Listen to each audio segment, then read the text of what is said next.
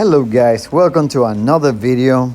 Today we are working on this GE monogram. It's a building unit and we did some work already. We replaced the heat exchanger, also the evaporator coil with the filter dryer. But today's video is about showing you guys the way we charge the system, and we're going to show you the way we connect the lines. And we're going to be connecting our blue line into the service valve we connected, and we're gonna grab our yellow line, which is the one that we're gonna be connecting to our Freon bottom. This is the scale we're gonna be using today. This unit pretty much what it's gonna do is just gonna wave this tank right here, and we're gonna put it on tap where it can pretty much wave the tank, and then we're gonna press 0. Once we put 0, it's gonna allow us for us to charge the system. But we need to find out how many ounces this unit has. And you can find the ounces on the model number, which in this case is gonna be on top. You guys can barely see right here. Let me see. It says we need 12.5 ounces. It's kind of like on the bottom corner right there.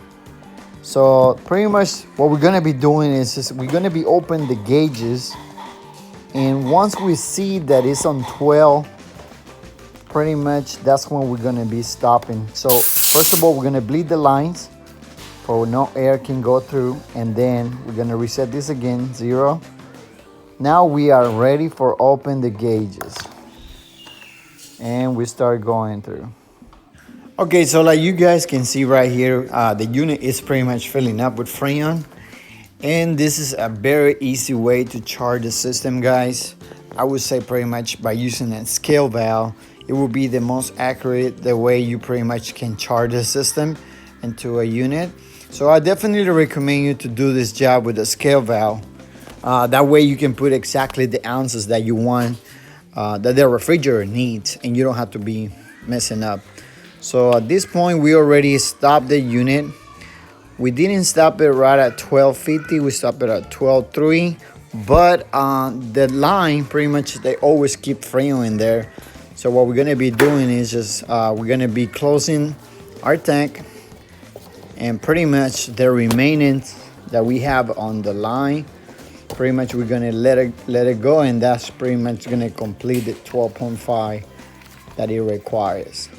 So once you got this pretty much all set, pretty much you are ready to turn on the system, and this is the way pretty much you charge the system. It's very easy. Once you have the right tools, we're no longer gonna need this Freon.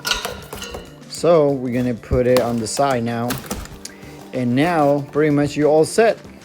If you have any question, you can always leave your comment below. But like I said, this is the unit that we're using. You can find this unit pretty much on Amazon. That's where I buy mine. And I believe it was like 120. I think it's totally worth it, guys, because you can use it in all your repairs and definitely can get pretty much an accurate level of Freon that you put into the system. Like I said, thank you for watching this video, and if you have any question, leave your comment below, and don't forget to subscribe.